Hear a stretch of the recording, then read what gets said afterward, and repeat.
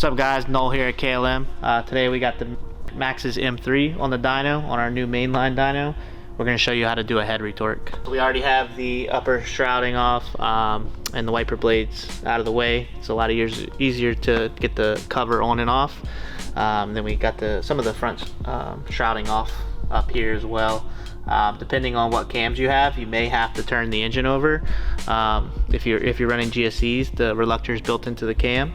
You'll need to be able to turn the engine over in order to get to one of the bolts on the head. If you do have GSE cams, I do recommend pulling the fan out, loosening the intercooler piping, and then you can get to the front pulley here and turn the engine over very easily. We do have a detailed engine installation guide along with all the steps you'll want to do as far as breaking the engine in, head retorques, and so on. It is very critical that you do the head retorques. We recommend doing 2 to 3 head retorques depending on how much power. We do have an upgraded stud option available as well. Factory studs are torqued to 110. Upgraded studs we torque to 135 to 140. There's a lot of movement on these engines when you have an aluminum block and an aluminum cylinder head with fire ring head gasket. So everything likes to move around, so it's important that you're doing the retorques. If you notice, when you go to do the retorque, you'll notice the studs have loosened up. So it's very important to get in there, do the retorque over again.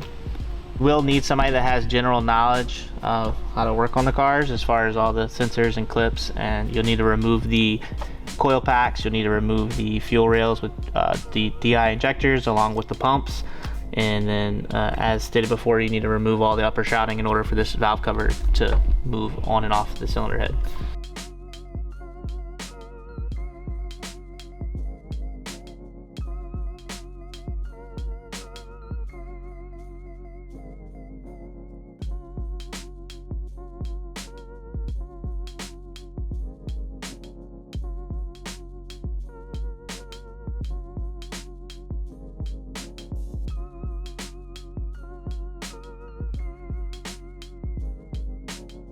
You will need to pull your DI injectors out. We do recommend replacing the seals with the OEM tool. There's 2 sensors in the back of the valve cover that you don't want to forget about when you're lifting the cover up. You'll need to remove those, pull the valve cover, and then you'll need to install the valve cover back on and then put the sensors back on. They have these little pins inside that'll get caught up while trying to slide the valve cover back on.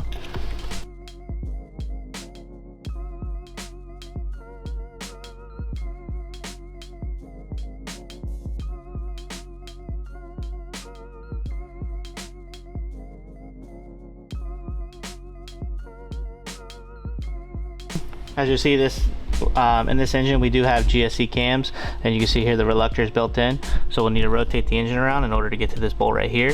You also need to remove this oil tube right here as well in order to get to the bolt below it. That should be all you need to remove once you got the cover off. You should be able to get to every bolt. You want to follow the torque sequence that's in our guide. If you have standard head studs, you want to retorque to 110. So what you'll do is you'll loosen the bolt one at a time. So you'll loosen the bolt, retorque the bolt back to 110, and then move on to the next bolt. Loosen it, retorque it, and then move on to the next one. You don't want to loosen more than 1 bolt at a time.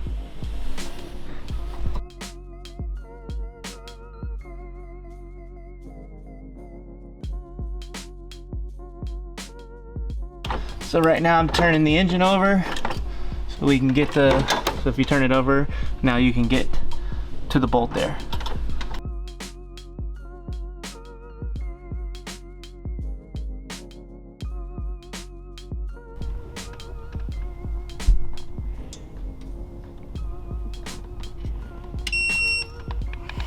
In the guide, you will see the torque sequence suggested by ARP, so make sure you follow that exact torque sequence.